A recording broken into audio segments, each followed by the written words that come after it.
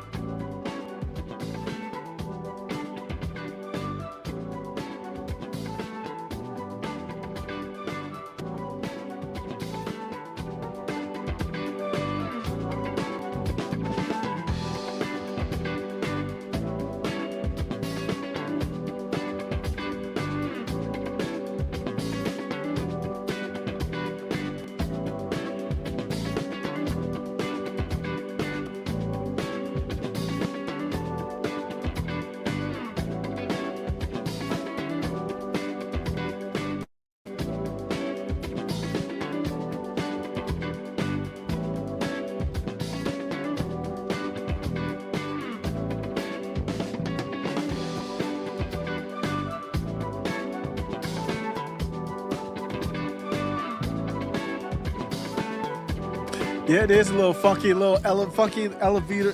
elevator movie-like stuff. This is actually a sample. Well, it's a live band playing an MF Doom produced track. It's the OMA band I played last live. So it does. This one does sound like elevator music. They have better. This is a whole set they did. With MF, they did covering MF Doom songs.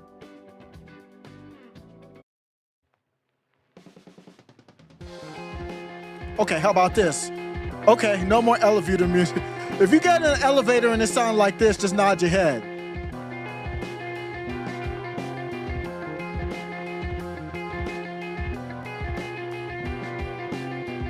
This is live too. They did it literally live. It's a nice performance. That bass line is nasty on this. This is that super villain theme. How about accordion? Y'all know accordion, MF Doom. A little accordion, how's that? A little accordion sample in hip hop. This is like MF Doom, rest in peace, man. This brother was on another level. Just head nodder after head nodder.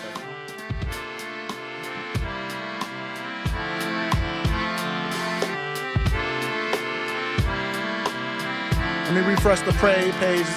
I want to see how it starts. He's going to have that splash screen, though, too. So I guess I'll just keep it here if I don't think it started.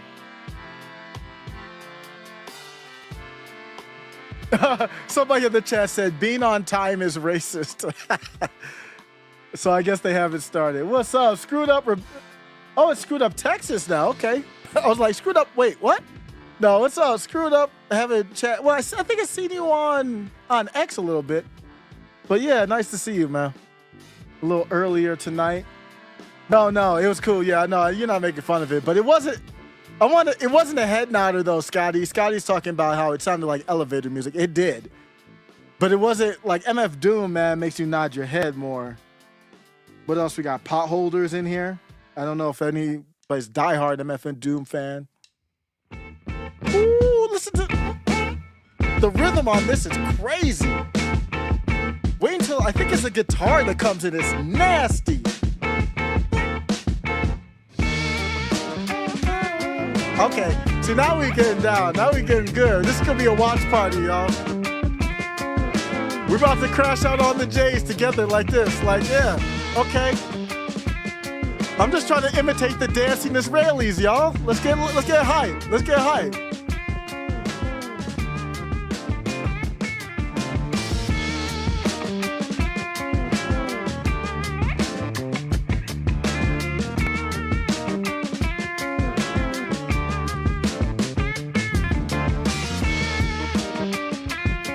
I'm sorry, y'all. I'm calling Nick Black from now on. Nick, you got your nigga card officially. He starts well, he's actually been on time more recently. I know he had a couple late ones, but back in like 2 years ago, that nigga was like 2 hours late to his lives. Nick, you got your nigga card. Congratulations. I don't have one. How's it feel?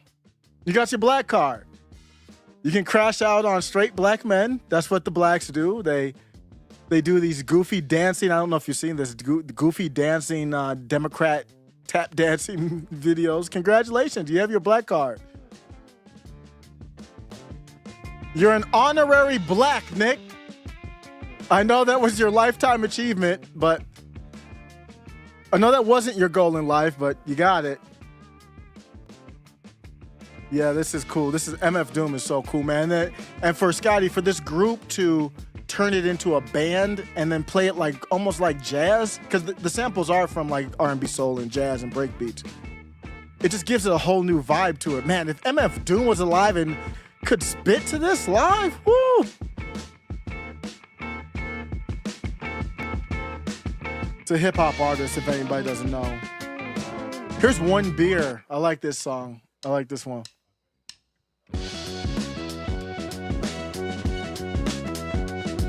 Has he been going back to that, George?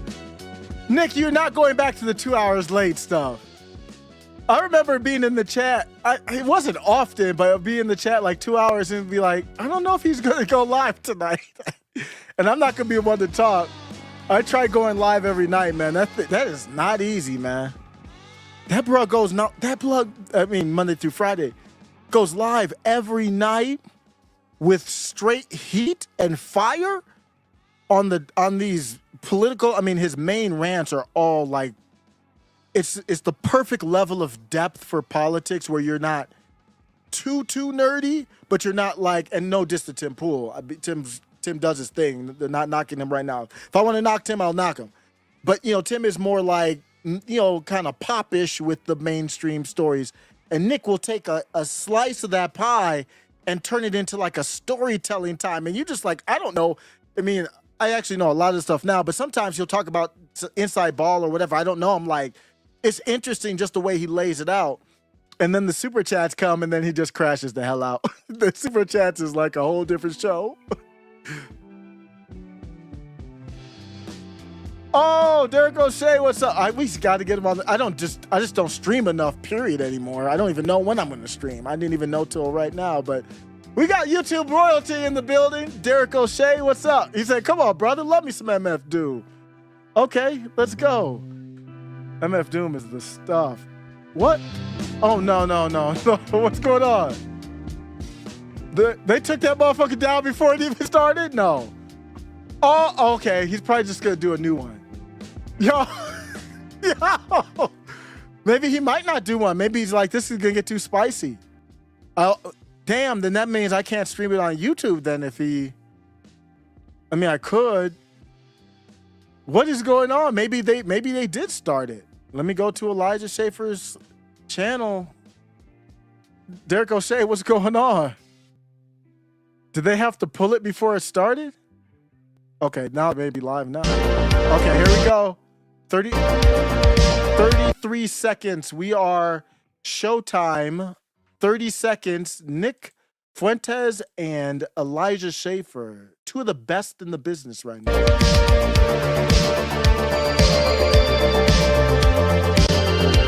Now remember, we'll see if they talk about it. I'm not going to talk too much over this, guys, but it's 22 seconds. Remember, they were supposed to do that thing with the monster, whatever they were going to call it. I forgot what they were going to call it. Thanks, Derek O'Shea. Appreciate you. He probably going live. He does a lot of recording. Great show. Follow that channel, Derek O'Shea Show. But it was going to be Sneeko, Myron, Elijah, and Nick. And Sneeko was the odd one to bring the tension, but Elijah's different too. My good friend Ian Hayworth. He's one of the intellectual greats in the country right now. I was sitting around thinking about who are the smartest people in the world. And I came up with 5, right? James Lindsay, which of course was an automatic first. Whenever I think of intellectualism, and having sexual experiences with your own daughter, checking out people's butts. He comes to mind. Then secondly was, of course, Seth Dillon. Because obviously Christ is King is a very anti-Semitic phrase, and you shouldn't question anything. And if you do, you're taking money from Qatar. 3, I would put Joel Berry up there. He's pretty good. I would say he's up there. And number 4, of course, we'll say 5th for later, is Ian Hayworth. Check out my screen here. He said everything they say about Israel is true about Qatar, and that's a very true statement. You know what I mean? I remember when Charlie Kirk kissed the wall of the Qatari Emirates. I remember when when the premier of Qatar came in and spoke in Congress, and there was a round of applause. Even the president, Zelensky, even wore a suit, right, for the president of Qatar. I mean, these people really are in charge. And I just got to say thank you to Qatar, for funding the show. My guest today is very proud, actually. When I showed him the duffel bag, I showed him this duffel bag, and he said, wow, prop humor? That is some good stuff. Some prop humor is really good. That's what you told me, right? You said, prop humor, it's high-class stuff. You must have a really educated audience. This show must be funny, is what you told me. That's right. Yeah, it's my favorite. Well, I thought the bit, you were supposed to have somebody come in with the Qatari money and say, here's the Qatar money, and yeah, that's good. Yeah, except for the fact that my crew's brown, because they're brown, and so you can't trust them to do anything, especially with money. I'm not that stupid. I'm not gonna give cash to the brown people. It's like then I'll get half of it back. You know what I mean? If I'm gonna take corrupt money, I want it all in. Anyway, we got a great show for you guys tonight. We're gonna be talking about Trump, whether he failed us, what's going on, because as you know, me and my guest tonight, his name is Nicholas Fuentes. He is the host of the podcast America First. It is here on Rumble and on Cozy.tv. I think that's the correct way to say it. For people that don't know, I mean, that's a very basic introduction. Tell us a little bit about yourself. Who are you? And why are you here? Yeah, well, I'm here to do the show with you, and I do a show called America First on Rumble. I'm holding it down for the far right. This whole Trump movement, whole right wing, seems to be a little bit lost these days. It's being pulled in a lot of different directions, so I'm here to provide a little clarity. But it's good to be with you. I think this is our third show that we've done together on Slightly Offensive, 3rd or 4th. Yeah, 3rd or 4th since like 2019. 2019, I think, was the first one. It's been about 6 years. And through that, man, we've gone through a lot. I mean, you almost got killed. I did. Yeah, and they try to kill your career. But then what was weird is then they ended up trying to murder you. And so someone was like, oh, why don't you guys do a show together soon? And I was thinking, like, there's some excuses that I would say would be bullshit.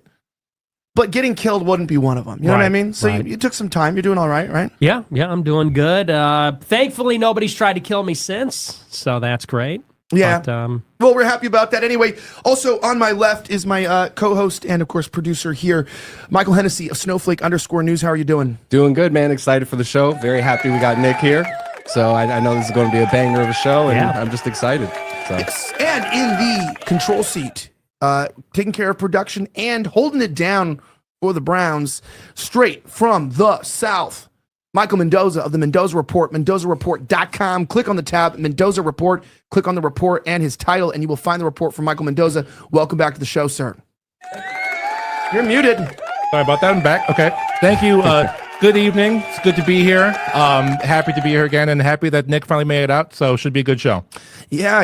He did make it out. Anyway, we have a great show for you guys today. Just reminding you guys just something important that I don't think we even have like the lower third for this, but we are doing a giveaway of a Cybertruck and $30,000 cash. We try to have fun and we're going to enjoy the show. Good Gravy says, has Nick kissed a girl yet? Come on, man. Let's get hyped for the show, man. We getting the right mindset. It's not the show, but I thought it was kind of cool because it's a small batch coffee. We sponsor a lot of people, right? Like including Fresh and Fit and different people like that. Big sponsors on Rumble, but we're giving away a Cybertruck. And even better, Dave Rubin drove it. You know what I mean? Which is like, he makes it even better. He did. He did some promo stuff with it. And so we thank him for that. Big fan over here. We know. Oh, I love it. Yeah, Rubin Report. Favorite show. Second favorite show. To the Mendoza Report, your first favorite show, right? That's right. Yeah. But make sure you go to 1775coffee.com/VNN, win the Cybertruck, fully mogged out. It's got everything that you need, plus $30,000 cash. Use that promo code VNN. Check it out. All right. My guest today is Nick Fuentes, and we're going to talk about a few things. I was going to go to start with some of the Trump stuff, but I feel like it's not actually the best way to start. So we'll just jump right into it. So there's this narrative that has gone around, okay? This just popped out of the middle of nowhere. Candace Owens, the queen there, our black queen, she ended up going on Theo Von, right? Apparently they live next to each other. It's a comedy podcast. You got Ian Carroll going on Joe Rogan, and then Andrew Tate existing, right? I think you and Andrew Tate, it's like kind of tie for, you don't really need to go on anything or do anything. Your existence makes people cope and seethe. What is that like? Oh, it's a little annoying, actually. I just want to do my show. I mean, I've been doing my show for 8 years, and as long as I've been doing it, people are just not happy. Like I said, people are trying to kill me at my house for doing a stupid show, saying stupid shit on Twitter.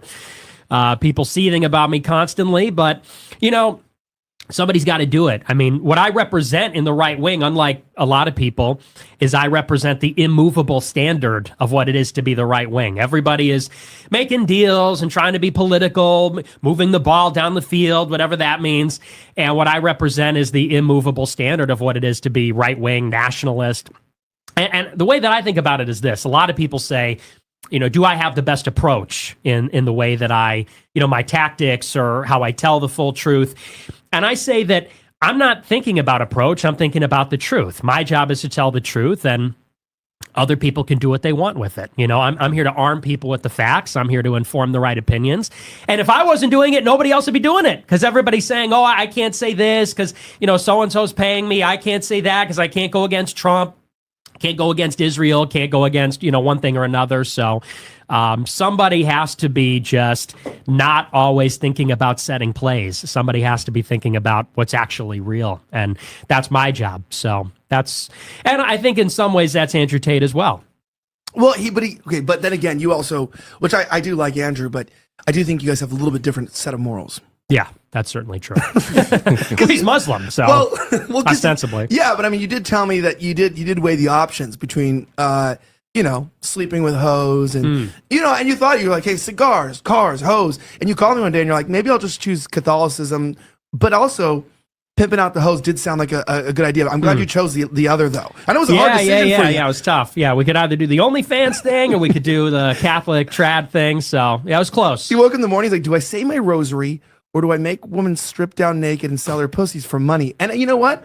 It is a tough decision for some people. I do like Andrew. I'm just fucking around there. But we all make different choices, but we're about allies here. That's the key thing, man. Yeah. It's about allies. What's weird is that we took a picture together at CPAC. We're gonna jump in the topic in a second, but we took a picture together. And the weirdest part about it was I had people unfollow me and I got people in my DMs like, bro, do not go down this path. And I was like, the path of hanging out with a virgin Catholic person, like, what is the path? You know what I mean? Like, bro, you fucked 35 girls in like 1 week in Vegas last week. What path? Your path?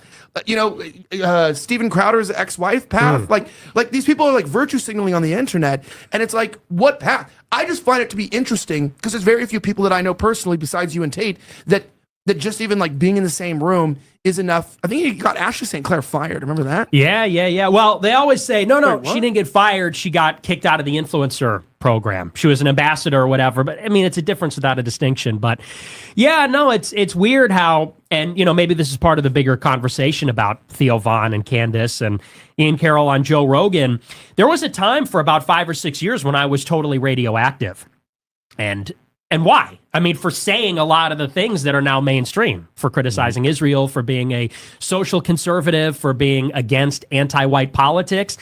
And, I remind people those were actually the 3 big issues that propelled the Groyper War, which is what put me on the map. We were going against Charlie Kirk. It was 1, we're against legal immigration, replacement migration. 2, we're social conservatives. So when he was promoting Rob Smith, the gay black veteran, we said that's not the best idea. That's not the best thing.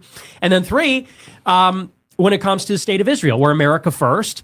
That applies to all countries, the allies, adversaries, Israel, Qatar, Russia, China. It applies to all of them. Yes, even Israel.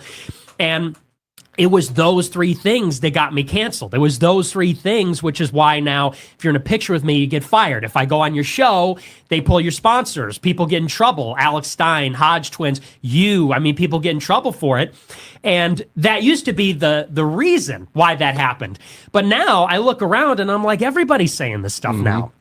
Matt Walsh, Charlie Kirk, even people that are more in the middle, that Viva Frei guy, even he was saying some of this stuff. So it's like, if everybody's criticizing Israel, if everybody's anti-white, everybody's against legal immigration, everybody's a social conservative, why am I still canceled? Wasn't that the whole thing? I was just ahead of the curve. I was just saying it a year early. But that's what I told you. I go, look, this is why the boys got to have friends, because I'm telling you, 2000. Real quick, that's why I said Nick. I think Nick is going to get back on YouTube in 2025. Let's see. 25 is going to be the year of uncanceling Nicholas J. Fuentes. Let's go. Give me some confetti. I'm watching this live, y'all. I had no idea who was going to say that. That's been my take. Please. We don't just have physical props; we have digital props too. I love that. We still have we have it all. No, but that is a good question, right? I mean, because here's what you're saying. Like, okay, Hennessy over here, people don't know you. You were about to go to jail for 5 years. About what? A couple weeks ago? Yeah, February 5th was actually my court date to go in front of the jury. Because his looks were killing the girls. You know what I mean? Elijah 4K. Yeah. He's a better looking version of me. But you're about to go to jail. Yeah. It was a scary situation. I was looking at 5 years, as I mentioned, and I had an Obama judge too, so I knew it was going to go terrible, whatever happened there. But luckily, I got the pardon, and now I was at CPAC with you. So it's like a big change. It goes from being like, okay, I'm going to go to DC to go to jail, and now I'm just at CPAC with meeting now you're everybody. At the Gaylord with the Gaylords. Yeah. That was a good time. Well, look. But this is what you're saying about not being canceled. I want to bring this up. This is fun. We're gonna have some fun. Want some fun? Let's start with some fun stuff. All right. SlightlyOffensive.com journalist Sarah Stock, bring up my screen, said, I'm officially not a conservative anymore. Because that's what you're saying. If everyone is this kind of conservative, then what's going on? So let's talk about conservatism. Where are we right now? She's like, I'm a Christian and a nationalist. And she posted this picture of a man named Josh Cider? I don't know. If you have a problem with two dudes in bed together, you're not a true conservative, all right? And, Wait, what? Is that another one? Okay. Is that another one? I thought this was definitely a turning point, crew. What is going on? I obviously we all kind of know what you think about this stuff. Oh my! But I mean, what the? Let's just talk about this, because I do think there are some issues. She wrote an article for our website, SlightlyOffensive.com, about like 10 issues that conservatives gave up on. Right? So they kind of redefined conservatism. One of them is this gay stuff. Right? We've sort of embraced. Fully embraced the gayness, and you were fighting that with Rob Smith, right? You guys, the whole question was, how is anal sex a conservative value? Right. I mean, we did give up on this, right? I mean, what do you think about this? I mean, are we really winning if we're talking about all these issues, but this is one we're not talking about? Have you changed your opinion on this, or what do you take about the fact that conservatism is gay now? Yeah, well, it always has been. It always has been. And the thing is, and this is part of what I say, the conservative movement is supposed to profess Christian social conservative values. But that's because the audience and the voters are Christians and conservatives. The people that run the conservative movement are actually not very Christian. They're Jews, atheists. A lot of them are gay. And for a long time, there was a pretense that they were Christian. There was a pretense that they were socially conservative. But that's all it was this facade. And so they would go and promise the voters, hey, we're part of this moral majority. We're socially conservative. And yet the country always moved more left-wing. And you wonder why that is. It's because the things that they really care about, the interests that propel the Conservative Party, are economic ones. So the Conservative Party is about cutting taxes for the rich. The Conservative Party is about free trade. They're in favor of immigration. It's not values-driven, it's interest-driven. It's not driven by the values of the voters, but by the interest of the donors. And so, we came out very strongly in 2019 and said, look, we are conservative. We have MAGA hats. We have rosaries. We're the actual people that make up the base, and we don't actually think it's acceptable to promote things that are sinful. And, in the case of Scott Presler, he's a nice guy. I mean, I've met him. He's a friendly enough person. And whenever people attack him, all the conservatives circle the wagons and say, oh, he's this great guy. He did a lot in Pennsylvania. But the question is discretion. Is there a place for discretion? I mean, he's living that lifestyle. It's not Christian. It's not Catholic. Is that something conservatives should be promoting? And when conservatives say there's nothing wrong with this is fine, you're going to have this, and it is what it is, that's where I say, what are we really doing here? What is really the purpose of organizing as the right wing if we're promoting left-wing values? I believe if that's your cause, you want to promote homosexuality or non-traditional sexuality, be on the left. That's the left-wing coalition. What is it to be right-wing if we support all the things the left wing does? But we're just going to kind of go a little bit less. So trannies, but not for 8-year-olds. Over the age of 8, we're fine with it, but not the for right under to 8. cut your dick off as long as you're 18. Exactly. I want to be able to drink a beer and remove my balls. You know what I mean? This is America, damn it. But hey, to the children, now that's fucked Well, up. that's funny. Come on, But it now. is true though. It is it's a not just the reason why it's weird with some of these issues is because they go, well, we're moving the goal. Sorry, just real quick. That picture that they showed with Scott Pressler and the Josh guy, that was 4 hours ago posted. I'm trying to figure out what's going on. I think I'm out on Scott Pressler. Post, right? We're trying to actually change their justifications. We're going to change the discretion. Eventually, we're going to win, right? So we're going to get it to 18, and then once we get that victory, then we'll go further. But it doesn't seem like they actually do go further. And also, why are we even playing with the goalpost? Why don't we nuke it? Like nuke the goalpost, right? It's like it's the issue isn't a debatable one. It's about this might need to be illegal actually, or something to that regard. And also, there's an understanding that there's always been people who like swing that way or whatever, but we need to get people back in the closet. Like that's what we should be telling people. Like, hey, you need to be celibate, or you need to like serve God. And if you struggle with this or you have that issue, we don't hate you for having a problem or a struggle, because all have sinned, all have fallen short of the glory of God. Romans 3:23. But you're not going to be in a conservative organization, just like you can't be in a picture with Nick Fuentes. You can't be in a picture with a Catholic guy, but you can be in a bed together with another guy, and you'll get invited to speak at the White House. And I like that guy, Scott Presser. I like him. He's a nice guy. I've worked with him directly, and I've no ill to say about him as a person. In fact, there's a lot of people I agree with. This is a key thing that I don't like, because they're just shitty people. And he's not. He's a nice person, but I will say there's no way that anyone looks at look at this. There's no way this doesn't just make everyone a little uncomfortable. Put that on the screen. It's just a little uncomfortable, That's why I think down here, our journalist said, homosexuality is so degenerate. She just converted to Catholicism, by the way, that it feels unchristian to even talk about it, what it actually entails. And it's insane that average people, let alone conservatives, ever accepted this as normal, let alone positive or wholesome. And obviously we got two other gay guys on the show, Michael and Mr. Hennessy here, which know a lot about that. You know what I mean? They just got out of a long-term relationship with each other. No, but I mean, it is interesting, right? This is an issue. I'm from a city, from Chicago, from LA. We're in a very Jewish city right now. This is their culture, right? But it is weird though. Like there is a level for even me from being in LA where like that does make me uncomfortable. Seeing like two interesting looking fellas just like cuddling up, like acting like there's like a very feminine version. It's like, I don't want to see a man act that way. It just seems a little bit too much, right? I think we draw the line here. I agree with you. It's definitely something I personally don't want to see, in the way that it's like flaunted online, shown, and everybody protecting it. Like somebody can be a good person, but still the actions that we see on the internet or the things that they're doing, that doesn't mean that we have to agree with everything that they're doing. So something like that is way off from where we need to be. If he does something by himself, behind closed doors, that's a whole different thing. I'm not going to push there, but to have it in our faces like this, and then everybody running to support it and being like, oh, this is something great, that's where we really run into the trouble. Absolutely. And guys, we're going to be talking about a lot of stuff here, because I want to talk about more things on the right wing, but I don't think we ever won that, because like Rob Smith is like basically in the White House, Like he was against Trump. Like what's kind of crazy is too, there's always a double standard. So like, oh, well, you can't support Trump or anything he's doing because you were against him in the beginning. You can't celebrate him winning. It's like, well, Rob Smith was, I don't know, getting fucked in the ass or some shit like that, maybe, who knows?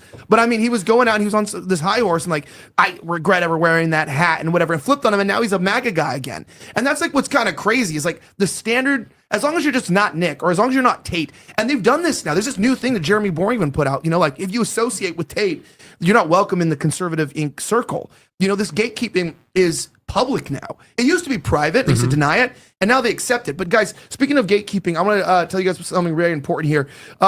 Unfortunately, Nick is not allowed to have ads on his show because he's been deemed unallowed to bank in the country, and he's not allowed to be human. Like DeSantis said, I'm glad they finally said it.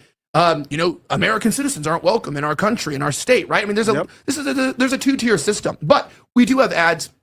We are demonetized, and we appreciate you guys supporting them and supporting your health. I want to talk to you about Purge. This is an amazing product, by the way, for 3 reasons. So a lot of people think they have IBS, gut problems. Everyone's got gut problems. But the truth is that whether you've eaten sushi, whether you've been eating, other things, won't get into it. But there's He's doing a drop here, and I really should play the drop since I'm going off his live. But I would talk over it, but I don't want to interrupt it. Man, y'all, see, the thing with Scott Pressler is, if you follow the channel, I've supported Scott since, I jumped in the YouTube stuff in 2020.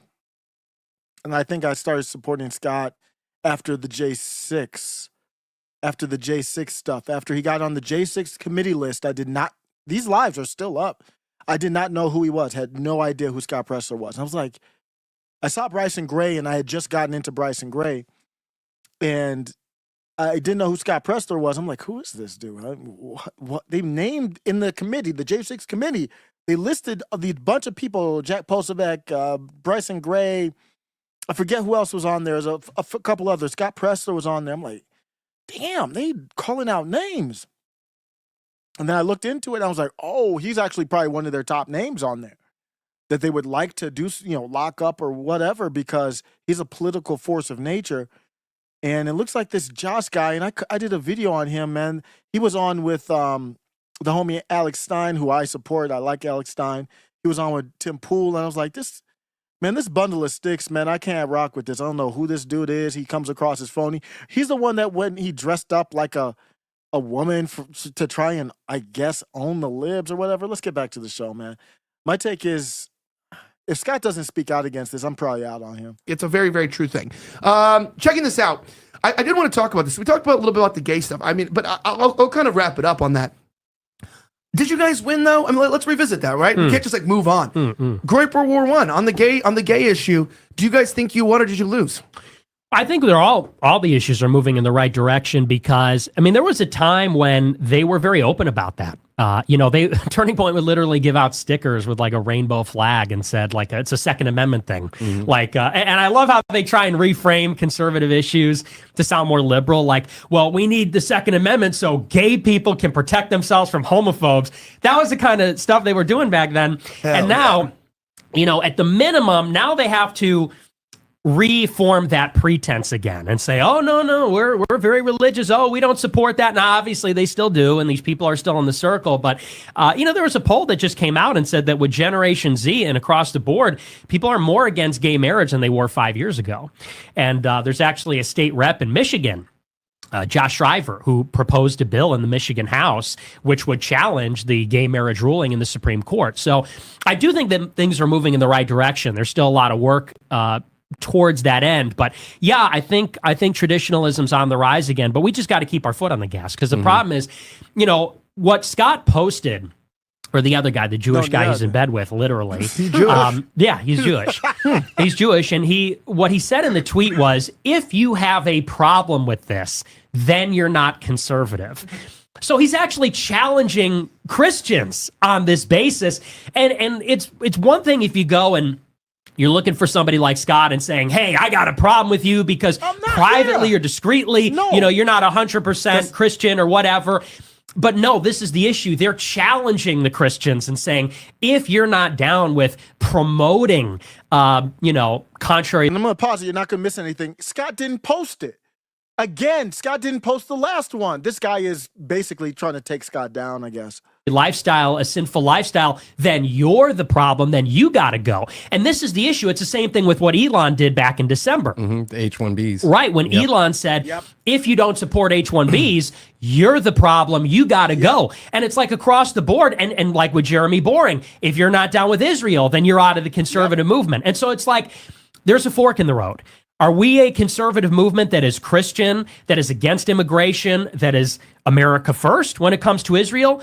Or are we a conservative movement that says, yeah, be gay, be trans, be a feminist. We want legal Indians to come here and replace tech workers. And, it's Israel first. It's all about Israel. Give more money to Israel. And if you put it like that, if you put out a ballot to conservatives and there was a referendum, people would side with the Groypers. People would side with America first. And if you don't, you might as well just attend the Rainbow Pride Parade. You might as well just be a Democrat. What's the difference? Christian, anti-immigration as opposed to the latter. And it's to your point, now that we're on a mainstream platform like Rumble or X, now that we actually have a fighting chance, we're on a sort of a level playing field. All of a sudden now the ground has shifted underneath these other people. And now the gatekeepers are having to explain why, in the case of Jeremy Boring, people prefer Candace Owens over Ben Shapiro. People prefer Nick Fuentes over whoever. So that's why I think things are moving in the right direction, but we have to stay aggressive and not let people get complicit about where we are. Yeah, So- but the Charlie Kirk, it's actually shocked me today. Now, I like Charlie. I know Charlie. I know you guys go way back. I think actually one of the first times we interacted was at Politicon in LA when Charlie was speaking there, and they didn't even let you in the room. I'm pretty sure they didn't even let you into the speech, right? Yeah. That was 2018, 2019? 2019, yeah, Nashville. Okay. No, this was LA. No, it was Nashville. When we met? No, I think you were there. They just blocked you guys or whatever. That was at Politicon in Nashville. Was that? Okay, I don't even remember where I was. That's crazy. Gotta stop. Stop drinking. Yeah, I gotta stop everything. I gotta stop everything. I gotta rethink my life. No, but I was gonna say it is interesting with all this being said and done. There's a lot of this gaslighting going on, and that sucks because we like to gaslight. You know what I mean? They're trying to steal our game. Like I want to gaslight them, but there's a lot of gaslighting. Let's talk about some of it. Go to my post here. I like Joel. This is crazy. These guys are all very smart. This is actually insane. They're smart. They're rich.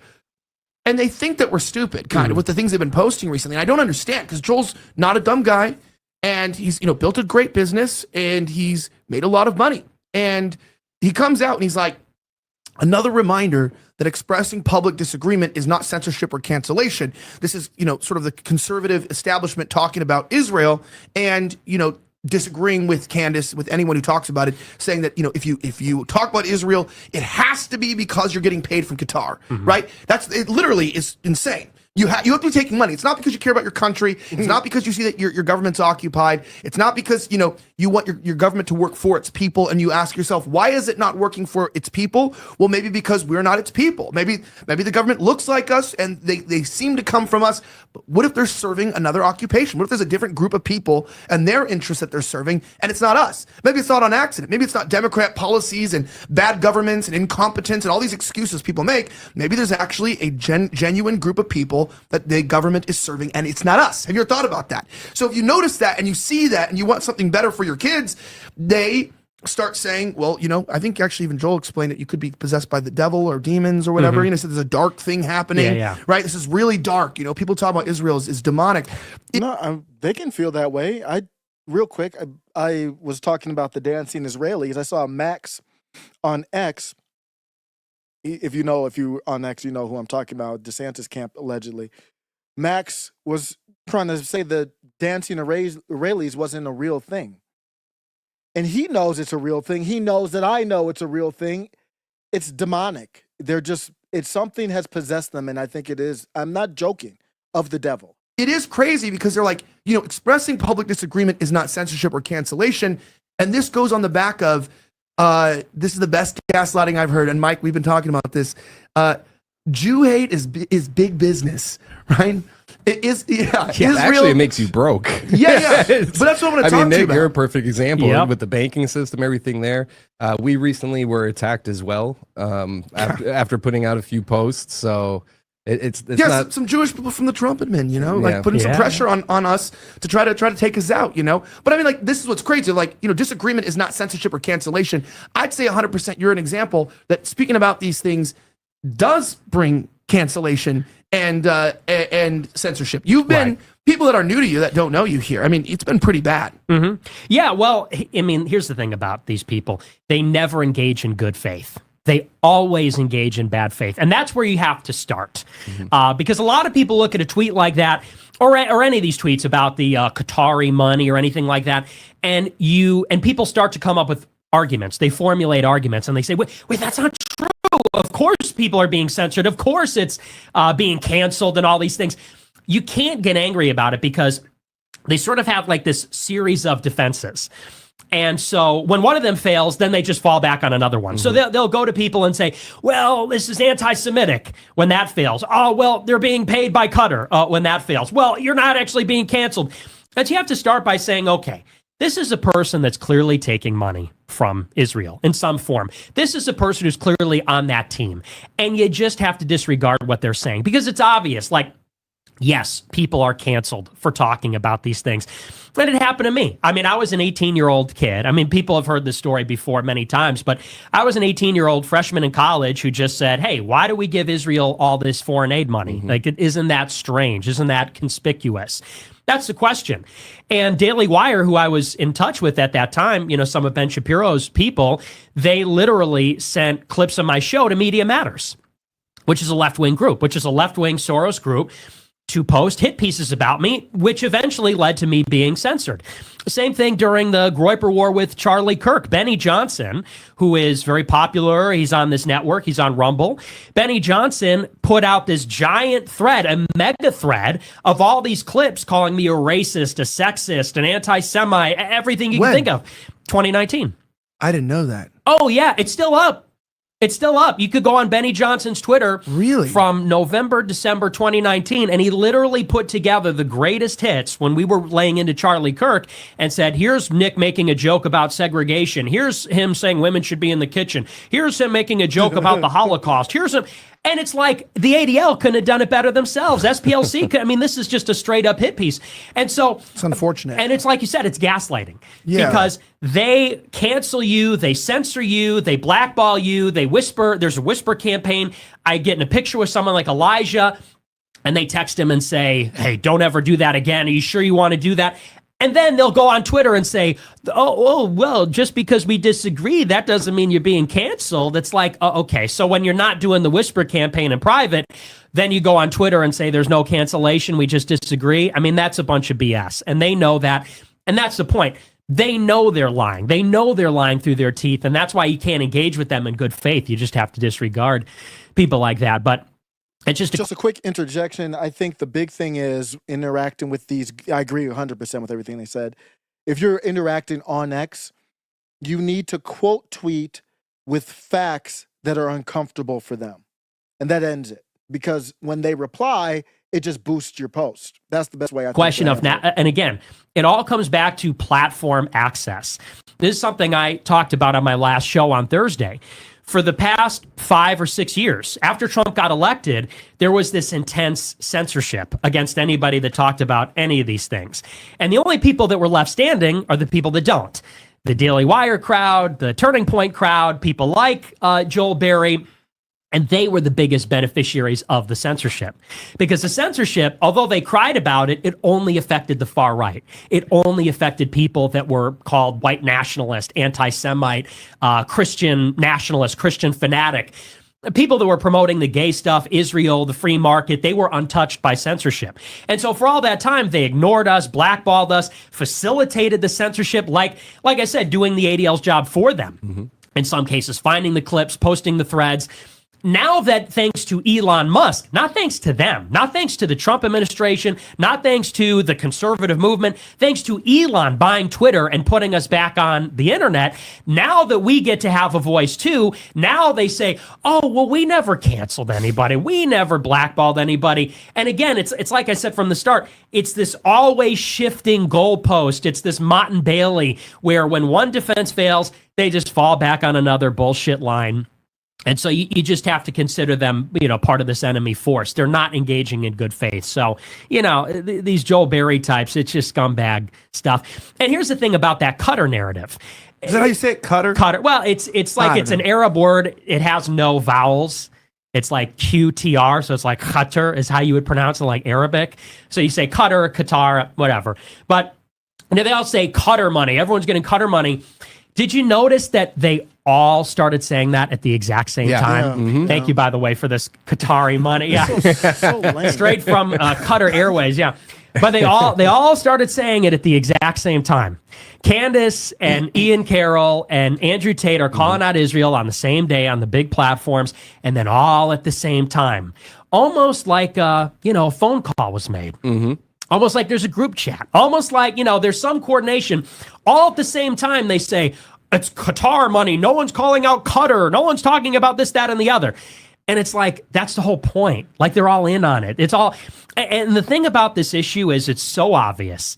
It's so blatant. It is just beyond dispute at this point. If you want the facts, you could look them up. The ADL brags about how they have a line to every social platform to get people banned.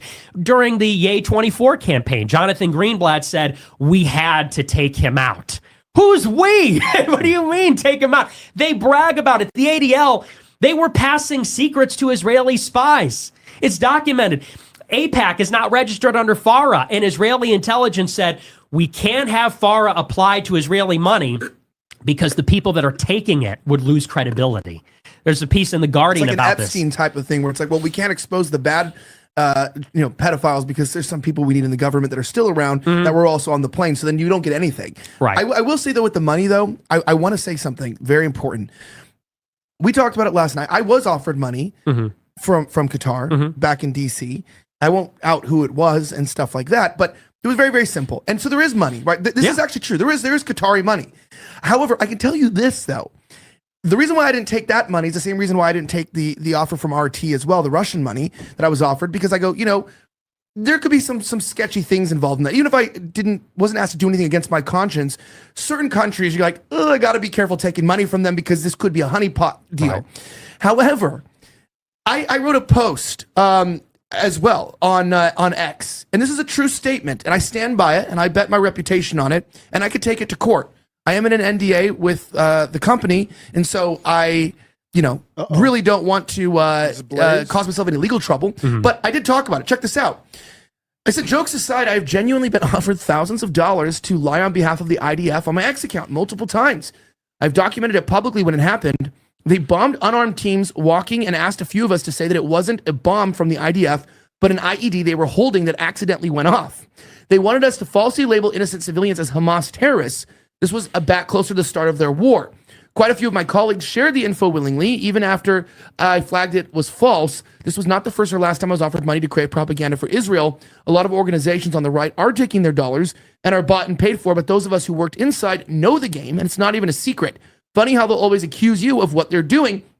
The thing is it's like it's like when the left calls you gay, and it's like, I thought gay was good. You should, if you're gonna make fun of someone, don't use gay as a slur if you think gay is good. It's that same kind of argument where you're saying taking money from a foreign government is like some standard that undermines your credibility, right? Yeah, It's like, well, they're taking money from a foreign government, so they've got to be, fucked in the head. And it's like, hey, I was offered money from a foreign government. Yeah, it was through an NGO, but it was literally to ask for a lie. Check out the video here. I even included the video that they asked us to lie about here. This is the one. So check this out. Terrible video.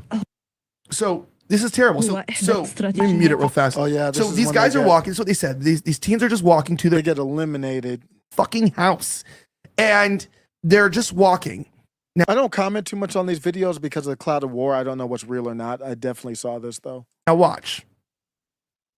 And as they're going, you'll see two explosions. Just the first one is the cloud of first smoke. bomb, the targeted bomb. The second is the It's just literally a poof of smoke here. to say about this video. So they're walking. I don't know how long it takes here. It's the cruelty and the precision of these bombs is just nuts. And This is important, y'all. I mean, I said earlier today, I've said it before, with the way that they're lying, especially when the people they're talking to, they know I know that they know that I know that they know that they're lying.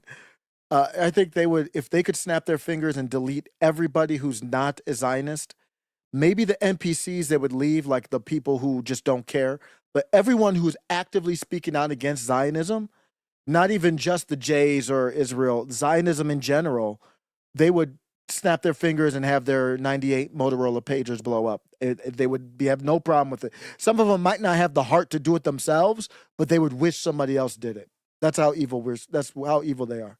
clearly have no threat. You can see that they're not doing anything nefarious. They're not. See, I don't know who they are though. I don't know what I can't tell that they're teenagers. So I can't comment on this. running. They're not doing anything to cause problems, and they just get taken the fuck out here in a second. It's crazy. It's just like.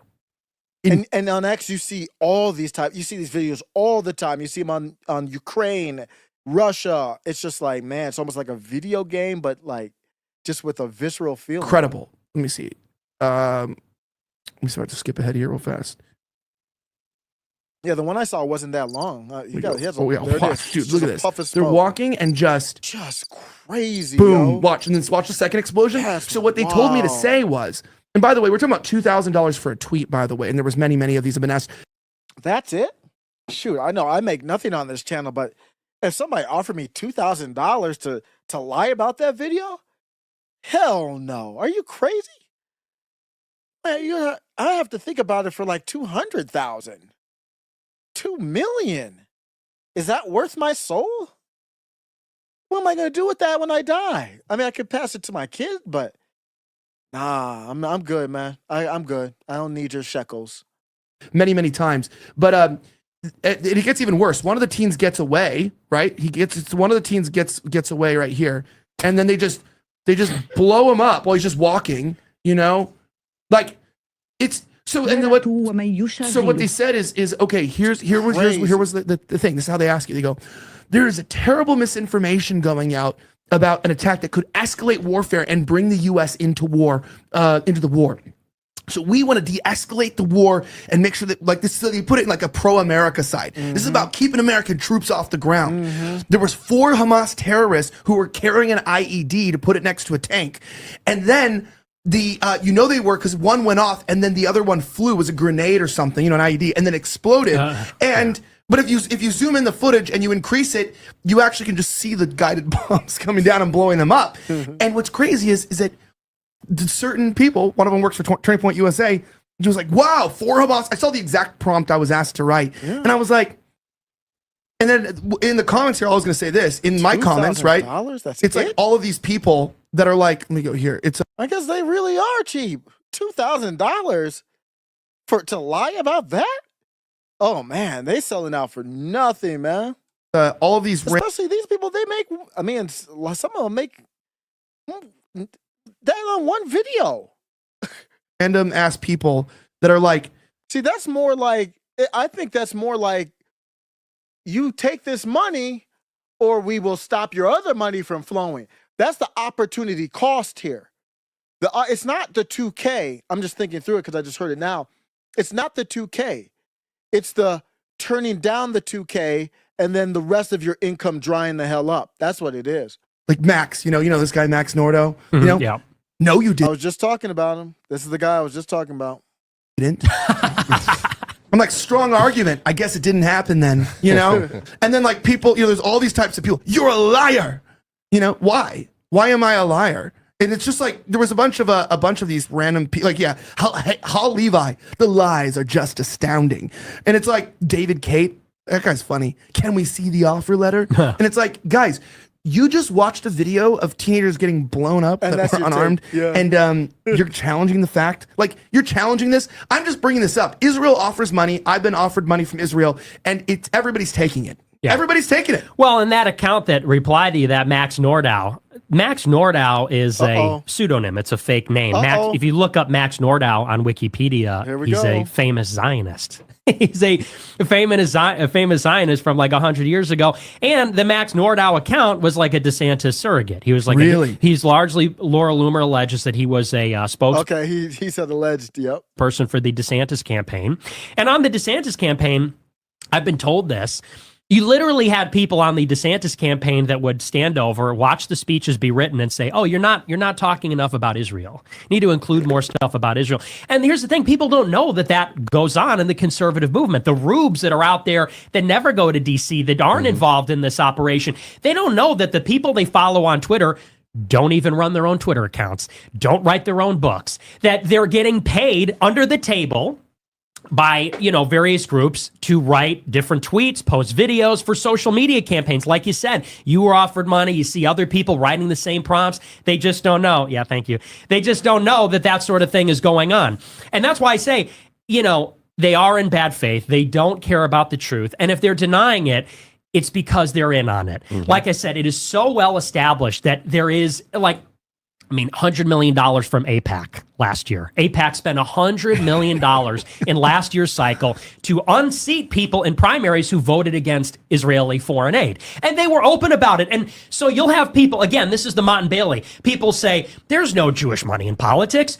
Okay, maybe there is. But Qatar puts money in too. And then you talk about AIPAC. Well, at least they're doing it openly. I saw Will Chamberlain. Will Chamberlain's Jewish. He attacks me all the time. Yeah, he's a Jewish lawyer. Okay. Is he Jewish?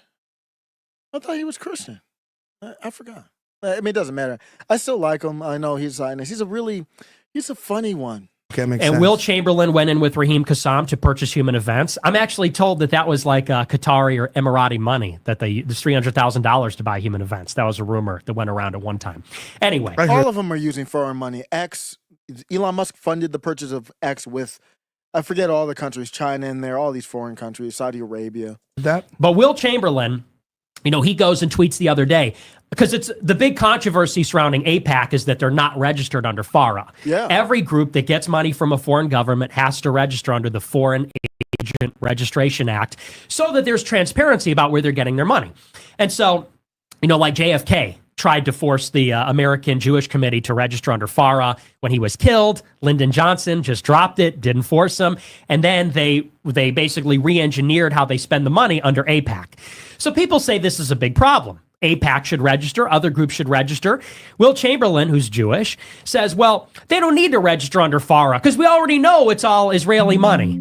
And so it's like, again, this is the kind of stuff they do. It's this Mott and Bailey where you say, there's Jewish money. That's anti-Semitic. Okay, but it's factual. Well, there's other money going in. Okay, but they should register under FARA. Well, we already know that it's Jewish money. And so there's just no way you're going to win because they're agents, they're spies. Mm-hmm. That's why we call it the Matrix, because you think you're dealing with people, you're dealing with agents that work for the system. So the goal is not to argue with a Will Chamberlain, a Max Nordau, a Joel Berry.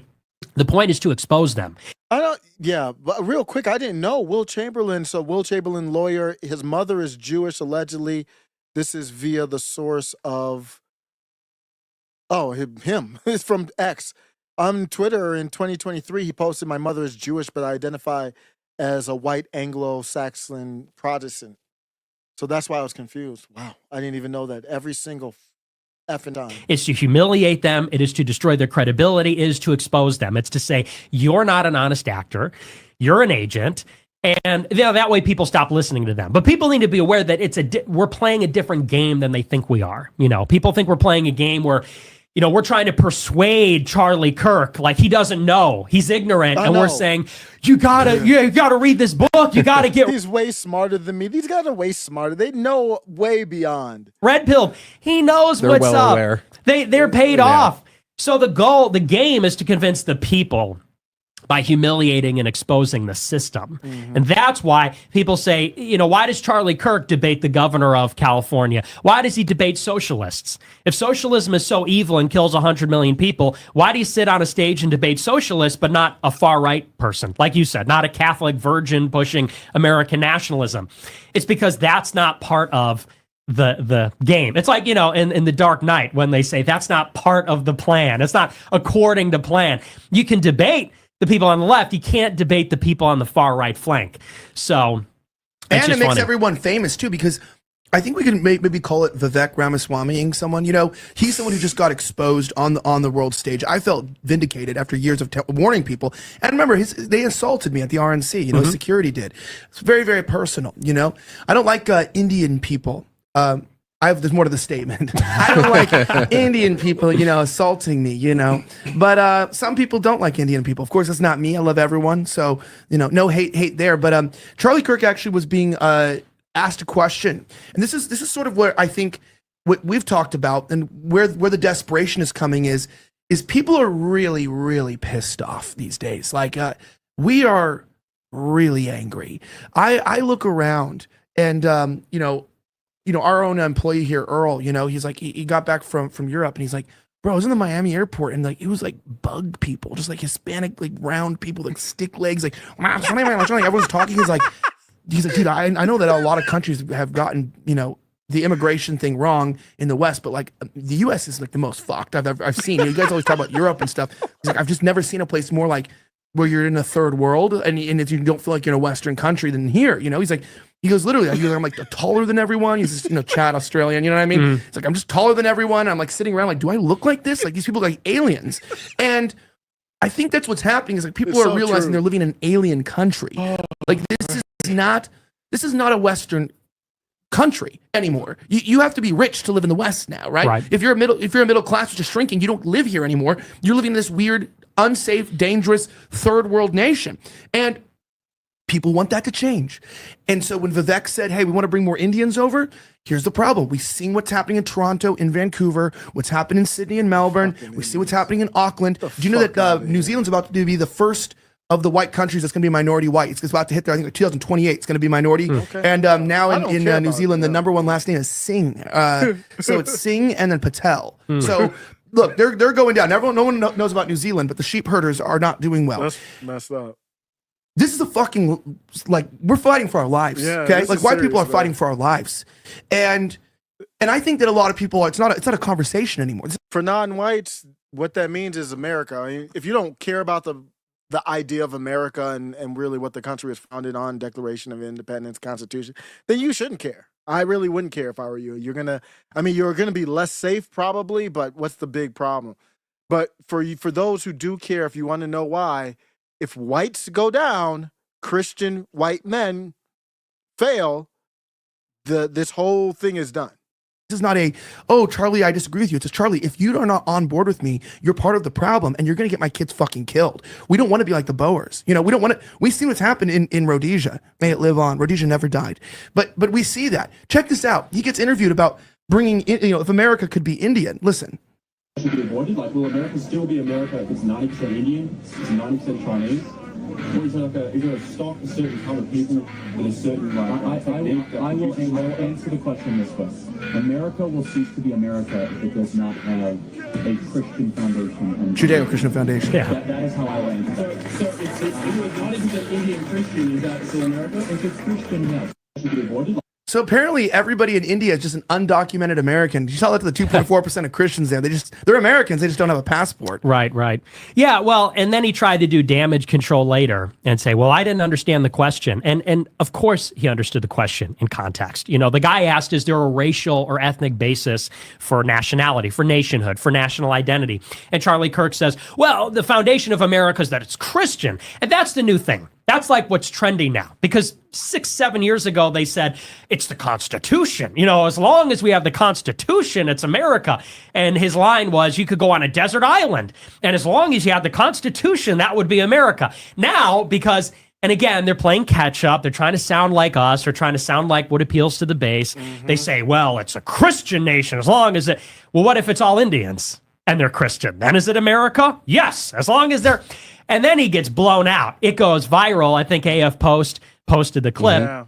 And people go, this is bullshit. Of course that wouldn't be America. And then he goes and writes this essay. Well, what I meant was that, Christianity is a part of America, this and that.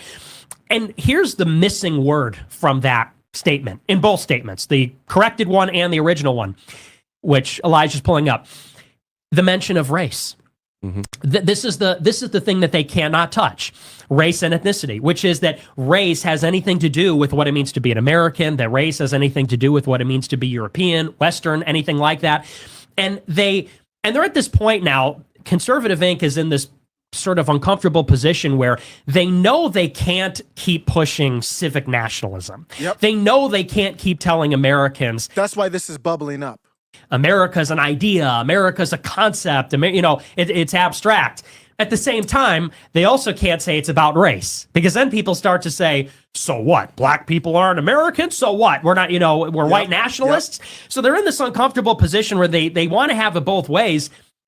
And I said in the reply to Charlie Kirk's response, I said, just say race, just say white.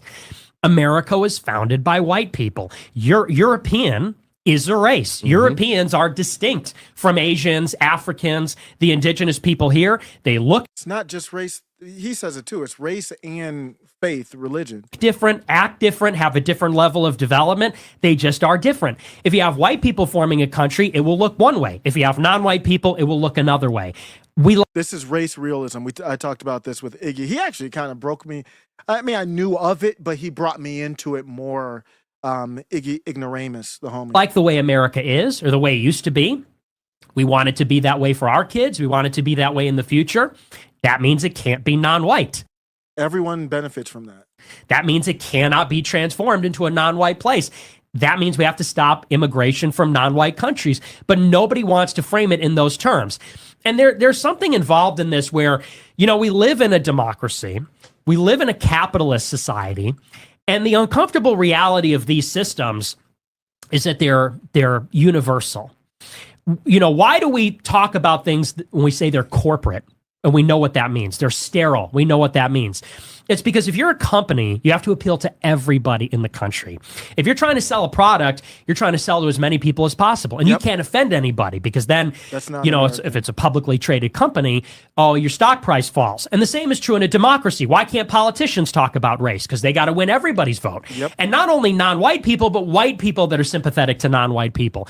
And so as long as we're in this system, it's sort of like we can never really tell the truth because we're always trying to appeal to everybody involved. Voters, consumers, that if you're Charlie Kirk, if you're JD Vance, if you're trying to sell a group, if you're trying to run for office, you have to please everybody.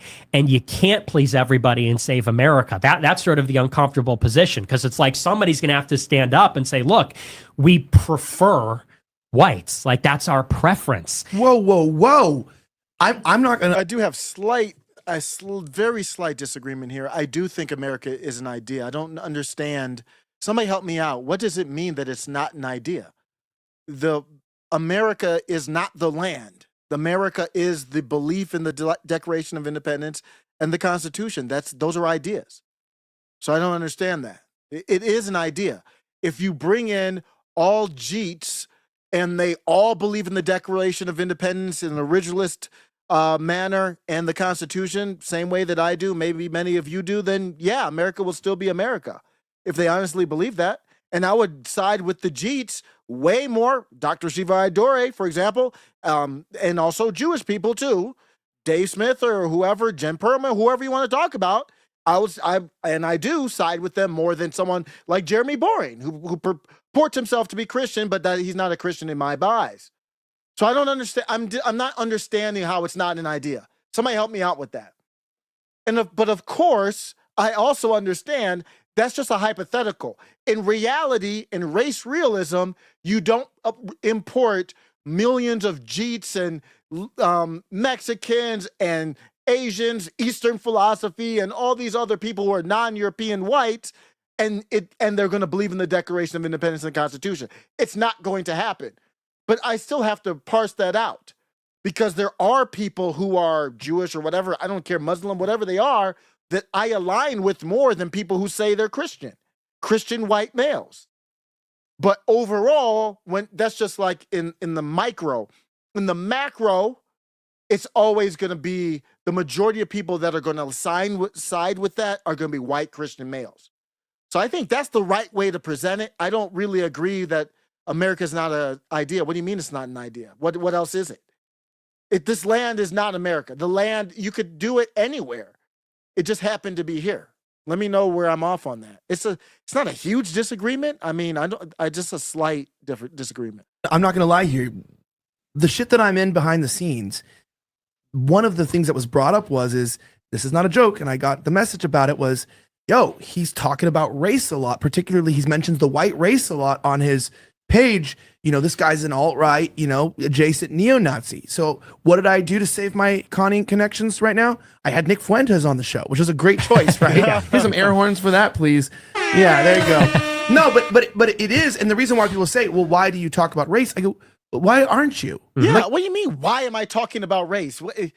How could you not talk about race? There's actually distinct differences. Have you seen how the bald-headed black women are acting on MSNBC? I just saw Simone Sanders crash out, literally, on Elon Musk. And I've got beef with Elon Musk, but he sent Starship up and exploded. They're running tests. And she's singing songs and kind of happy that the spaceship blew up. I'm like, you don't bring anything to society. At least Elon, I disagree with Elon on stuff, but he is bringing something to the table, that's for sure. Intelligence, business, engineering, smarts, political acumen. Bitch, you bring nothing to the table. You're just a bald-headed black. You're worse than Joy Reid. So why are you laughing about Starship blowing up? You don't even have the mental capacity to understand. Why are you even talking about politics? Do you have a man? Go find a man, or I don't know what you are. And there was a thing that went viral with this unhinged black talking about this woman. I don't know, this young lady who had I guess she's white, that had braids in her hair, as if there was some affront to her blackness. She looked unhinged, unkempt. I'm like, what is going on? Of course I'm going to talk about race. But nobody looks at these things and sees 90% of blacks voting with, even after Trump, what is it, 80%? I forgot what the numbers are, voting with Democrats, and think, I'm going to side with blacks. What? How? Why? I don't see eye to eye with them. That's a distinct difference. Whites, 70%, mostly men actually though, but more on the Trump or right side. That's just obvious. India's different than America. Qatar is different than America. Israel is different than America. We can't ignore these things. One thing I love about the woke people and stuff that, they're going to love this clip, right? This is what calls woke right. Is I love that at least woke people are willing to be honest about like issues. Like they'll be like, hey, being gay isn't just like a thing. It's like, it's an identity, and it shapes who you are, and you are gay and you now part of a community and you think differently. And it's like, yeah, I actually agree with that. You know what I mean? I actually do agree. I don't think most people are going to just be gay and act like a normal straight person or whatever. I think that it does come with a lifestyle. Your choices have consequences. And so it's not like you just be normal and then you're just getting fucked in the ass. It's like when you're doing that, it's going to change the way you think. Then you're going to be around people like that. And then, you're going to create a new culture, and then that's going to create a lifestyle. And I'm from Hollywood, and, living around these gay people, they just want to have their orgies, and then the city's falling apart, and they don't care that there's homeless people, that there's crime, as long as they can have what they want, which is sex. That's what they value. And this is all related to what I was going to talk about. Maybe I'll come back later tonight. I'm gonna have to put the kids to sleep, and I think I might come back later tonight and do the same goes with the live I was going to do right on this topic. You might have seen the clip going viral of this black woman. What's it? I don't even know how to pronounce it. Is it Dochi? I don't know. I don't listen to them, talking about how straight black men is a red flag for her when she goes on a date. Just absolute depravity and disgusting behavior. And you look behind the curtain. I'm like, who's behind this? And it's always a damn J. I'm not ignoring the pattern recognition that I see. Like race and everything. It's like, dude, listen, man. No one wants to live in a Hispanic area in LA. No one wants to live in a black neighborhood in Chicago. And no one will say that, right? But I really think it's important to talk about because, quite frankly, I pay a lot of money to live where I live, right? It's a very expensive city. Trump lives here. You know what I mean? Like, he's right up the street. He literally lives in my house. No, but he lives around here. And the way we did it is, noticer over here, intern, he showed me, I was like, where should I move in Florida? And then he sent me a crime map. So I moved to where there was the lowest crime. Also happens to be the lowest black population in like South Florida. Go figure. That's kind of crazy, huh? Yeah. Well, and that's the thing is like race is a field of knowledge. It would be like if you're trying to talk about how to build a skyscraper without talking about engineering, or mathematics or something. It's a field of knowledge. When we're talking about sociology, we're talking about political science. It's just common sense, guys. If your lineage is through Africa, you have melanin because the sun will burn your effing skin off. You're in the desert. Your body has adapted, and you might, IQ-wise, and it's not even low or high IQ. It's more your instincts and your knowledge are expertise in different things. Maybe you have to fight more. Maybe you have to learn how to live with less water more, or different things that, because of your environment, that's how you grew up. And then now we're all mixed in together, and now we're saying we're all the same. Well, no, I think our lives are worth the same, but we're not the same. We're all different. You're sort of just like, it's injurious to not talk about a field of knowledge which is extremely relevant. You can't build a country without considering how people group each other, how people identify, the different level of salience for each of these different identities. And, we all recognize why they don't do it. It's not because, and this is sort of what I'm getting at, it's not because of the truth value or the value of the truth. It's because it's politically incorrect. It's because politically there's consequences for talking about it. And we could persist in the delusion. People can pretend it doesn't exist. But like you said, we're feeling the effects of it. The country is noticeably less white now than it was 20 years ago. And I know that because, I'm 26 now. I could remember what it was like 20 years ago. I remember what it was like in the early 2000s. And we were already pretty deracinated at that point. So gotta, and I mean this in a political manner, I'm very non-violent.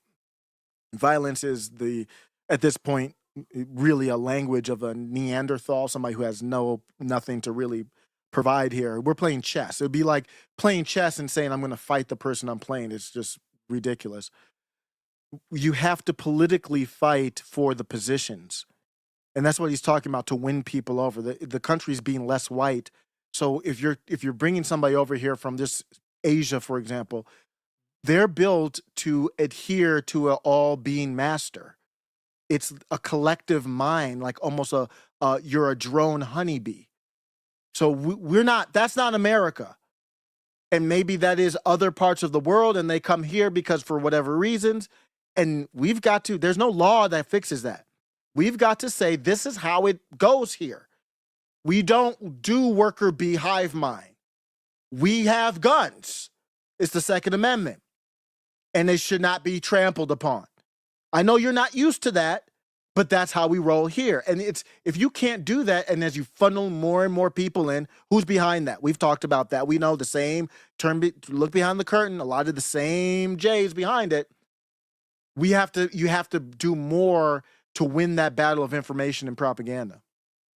And so the question becomes, in a practical way, what happens when your kids are going to a public school because, you're middle class, you can't afford private school, and all the kids in the school are Indian, or Mexican, and they're saying the Pledge of Allegiance in Spanish, because that's how it is in Chicago. If you go into the west side of Chicago, you go into the west suburbs, they say it's everywhere. My kids had to put all the kids in just generalized classrooms, figure out who could speak English and who couldn't, and then split them out.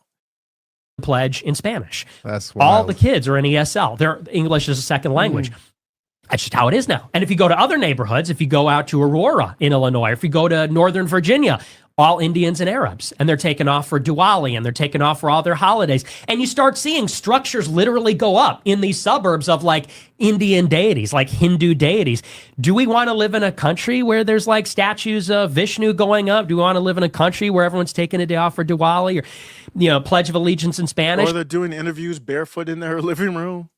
And what does it feel like when your kids are in a classroom where nobody looks like each other and they're picked on for being white or something like that? I mean, I went to London a couple of years ago to do Pearl Davis's show. I was in some shopping mall and I saw a field trip from like a grade school or a high school. Every single one of them was Sikh. They all had the Sikh headgear on. They're all brown. And it's like, this is a country where nobody's even familiar. Who the fuck wants to live in this country? And it's not like, but that's not, it always gets bound up in, well, you hate them for being Indian. You hate them for who they are. Well, I do. Yeah. No, I'm totally joking. That's a joke. That's how it's always framed. And, oh, you don't like them. Oh, you're racist. It's like, well, is it hateful to prefer being around your own kind? Right. It might be racist, but it's not hateful. And people need to kind of get comfortable with like, look, if I'm being called racist, but we live in a country where I'm comfortable and my kids are comfortable, I'll gladly be called a racist. I don't give a shit, because like our quality of life is going to deteriorate to an unacceptable level. And people are saying, oh, well, what are you going to do? Get called racist? Yeah, it's worth it. And as time goes on, as the cost for living in a non-white country grows, that risk analysis where people say, is it worth stepping out of line, being accused of being a bigot? It's going to change. And I think you're going to get more of a pro-white politics. I think you already are, because people don't want to deal with it. Nobody wants to live in a place like this. And now you see these videos of the Indians, the street food, it's all become very popular. Yeah. I mean, the lack of hygiene and, Vivek, he's in the interview with his shoes and socks off. Yeah. Who the fuck does that? It's disgusting. People who worship demons. Yeah, that's right. What I mean? But they were gearing us up. And I think that this is a fight for our lives. Like I mentioned, what happens is people like me, I have two sons, right? Beautiful, blonde hair, blue-eyed, cutest little dudes you ever meet. One's two, one's... He's right. This is a morality. I'm going to have to end here. I want to get him to bed. Maybe I can do my live, but I'll stop it here. It is morality, and I'll talk about it, hopefully, if I do it later. We just don't have the same morals. And that's really what it comes down to. I'll talk about that later tonight. Thanks all for checking it out. Good stream here, obviously. Nick Fuentes, Elijah Schaffer. I am 99% sure I'm going to do a live later tonight. The next clip is ready below. Welcome to After Show Carnage.